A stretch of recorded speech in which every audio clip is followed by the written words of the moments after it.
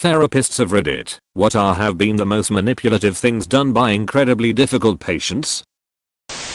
Licensed therapist here. Not a difficult patient, a difficult family. This may not be an answer to the exact question, but what I found is that the identified patient is often a symptom of the dysfunctional family. When I worked at a child mental health / behavioral health inpatient unit, we had a family bring in their kid due to aggression, threatening to kill their siblings / parents, self-harm and suicide threats, etc. Obviously he was admitted. Now part of our program was daily contact with parents by the team and 2x/week family meetings with the team plus kiddo. We couldn't get in touch with the parents. However, this isn't terribly uncommon early on. Many families with highly behavioral kids will kind of withdraw after admission because they need a chance to breathe.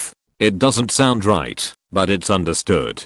Problem was, we went 7 days without hearing from them. They didn't call or visit. Kid called home repeatedly and no answer, etc. We finally got in touch with them after 10 days. By now child protection was involved as it was considered child abandonment.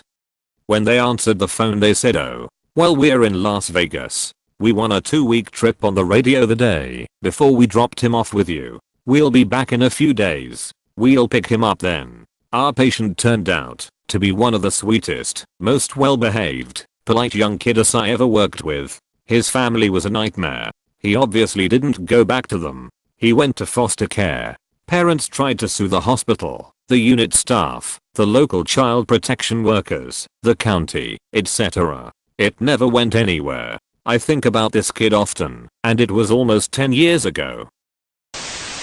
I'm a marriage and family therapist. I once had a client tell me he had cancer. Even faked walking with pain as he came in for a session after half his colon was removed. I did some research, and it turns out the whole thing was a lie. He mentioned doctors and diseases that didn't even exist. I continued to treat him through the lenses that he was after some sort of validation from me or the world. I did not confront him on the lies, but allowed him to feel comfortable telling me what he was ready to tell me. He never did reveal any dishonesty in the end, but he continued to come to the sessions, so I assume he was getting some benefit from it. Most of our sessions were centered around some childhood trauma that also could have been a lie. I eventually had to terminate and refer him to another therapist because I moved. I wish him all the best in life still.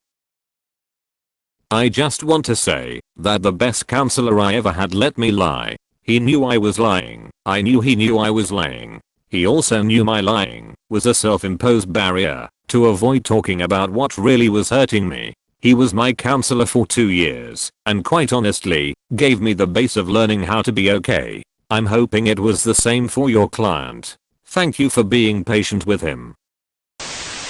I'm not a therapist, but my job involves working with someone with untreated BPD. The manipulative behavior never really ends, but I'd say the most difficult situation she puts me in is probably when we are out in public. Usually she's not particularly friendly to me, unless she wants something, like she'll ignore me if I try to make small talk with her, but in public all of a sudden she's syrupy sweet. She has a visible disability, so people tend to notice her, and when they do, and she's acting all sweet like that, they go away. However, protocol requires that I remain as neutral as possible, because if you respond to her emotionally either way bad things happen. But when she acts super sweet to me, and I remain neutral, bystanders will act like I'm the world's biggest bitch.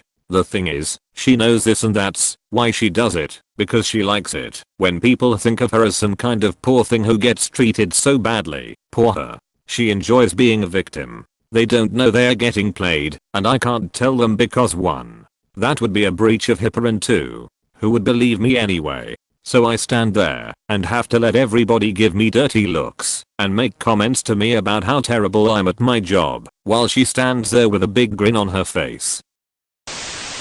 Most of the time lies and manipulation are a preservation of the self they have created to protect whatever is broken down underneath. That said, I worked in a supermax male prison a few years ago in the psych ward of segregated housing unit. These guys were in prison. The psych ward section was full of legit sick guys, and guys who wanted to get out the cell way more often than the normal shoe. Talk to ladies. Any lady will do when in prison, and a lot of therapists in prison are female and have an easier jail time.